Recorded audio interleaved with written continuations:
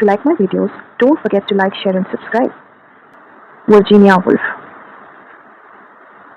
Virginia Woolf का पूरा नाम एडेलाइन वर्जीनिया स्टीफन था। वो एक English author, essayist, feminist, publisher और क्रिटिक थी। Virginia Woolf was born into an affluent household in South Kensington, London. She was the seventh child of her mother. जो Virginia Woolf थी वो लंदन के एक केसिंगटन नाम के शहर में पैदा हुई थी। वो अपनी माँ की सातवीं औलाद थी। वर्जीनिया वुल्फ को लिखने की हिम्मत अपने पिता से ही आई थी, तो उन्होंने 1900 में लिखना शुरू किया। वो एक मॉडर्निस्ट राइटर बन गई 20वीं सदी की। उनके साथ और भी बहुत सारे राइटर्स थे, जैसे कि T S. Eliot, Ezra Pound, James Joyce and Gertrude Stein. उनके पेरेंट्स का नाम mother Julia Prinsep Duckworth and father sir Leslie Stephen. तो वर्जीनिया वुल्फ का जो बचपन था वो लंदन का नहीं था, वो कॉर्नवॉल का था, जहाँ पर उसकी फैमिली थी 1895 तक। और इस जगह पर उसने अपना मास्टरपीस लिखा था, टू द लाइट हाउस।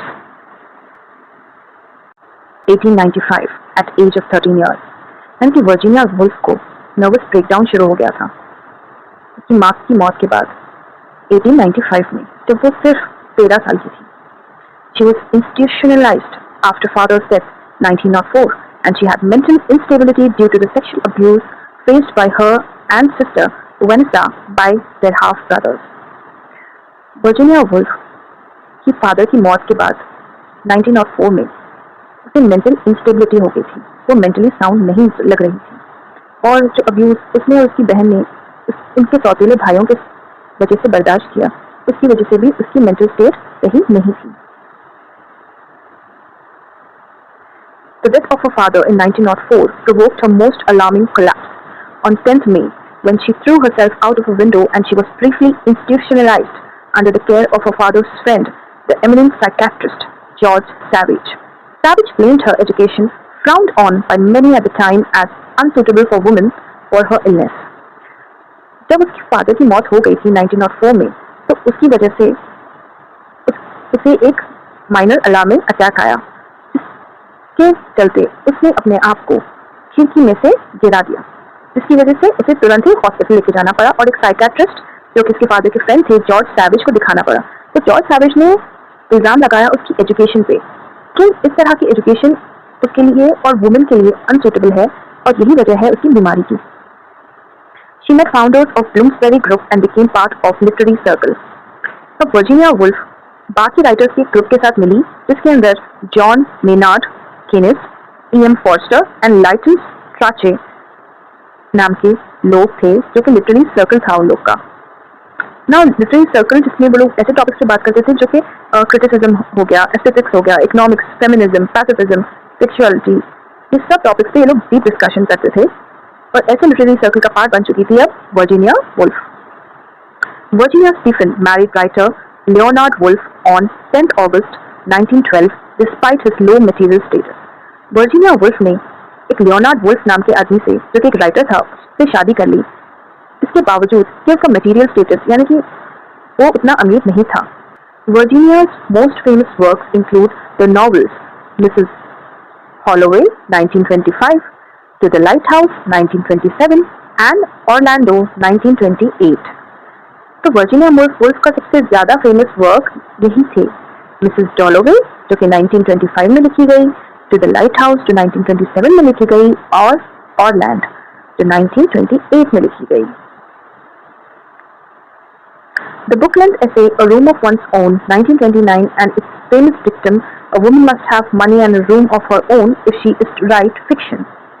तो वर्जीनिया वुल्फ का एक ऐसे भी था जिसका नाम था A Room of One's Own, जो कि 1929 में पब्लिश हुई थी, और इसका एक फेमस लाइन है कि एक औरत को पैसे और एक कमरा खुद का होना चाहिए ताकि वो अपना खुद का फिक्शन लिख सके।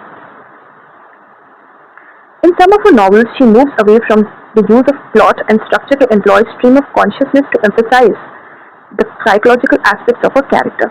कुछ ऐसी उनकी novels हैं जिनके अंदर वो प्लॉट से हट जाती हैं, स्टोरी लाइन से हट जाती हैं, और वो अपने से रिलेटेड एस्पेक्ट्स और कैरेक्टरिस्टिक्स को डिस्क्राइब करने लगती हैं।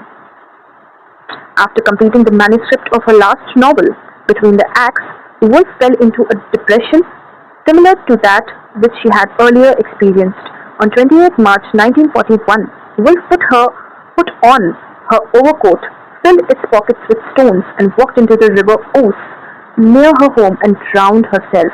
Wolf's body was not found until 18th April 1941.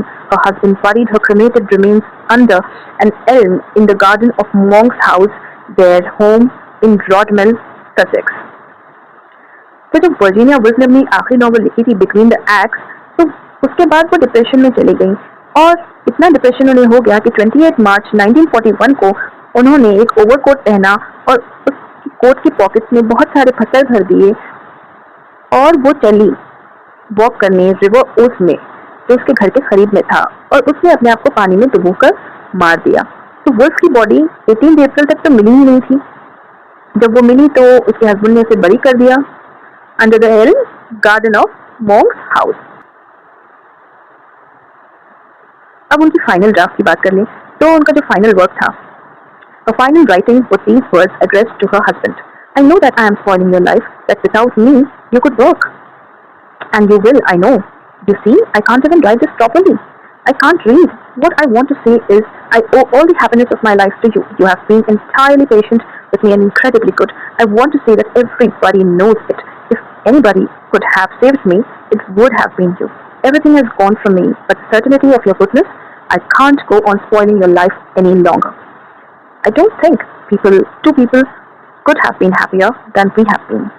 तो वर्जीनिया वुल्फ ने अपने फाइनल ड्राफ्ट में, फाइनल राइटिंग में अपने हस्बैंड के बारे में लिखा कि मैं जानती हूँ कि मैं तुम्हारी लाइफ स्पॉइल कर रही हूँ और मेरे बिना भी तुम्हारा काम चल जाएगा और मैं ये भी जानती हूँ कि तुम कर लोगे और तुम देख रहे हो कि मैं सही से लिख भी नहीं पा रही, मैं पढ़ भी नहीं पा रही और मैं बस इतना कह सकती हूँ कि मेरी जिंदगी की तमाम खुशियाँ तुम्हारी वजह से ही थी और तुमने मेरे साथ बहुत ही पेशेंस के साथ और अच्छाई के साथ वक्त गुजारा और ये सब जानते हैं, ये मैं कहना चाहती हूँ।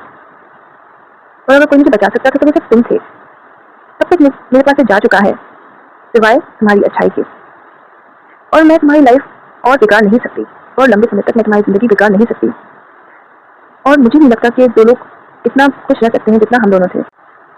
अब देख लेते हैं कुछ फेमस कोट्स वर्जीनिया वुल्फ के लिखे हुए। You can not find peace bye avoiding life. आप जिंदगी में सुकून नहीं पा सकते हो जब तक आप जिंदगी को अवॉइड कर रहे हो।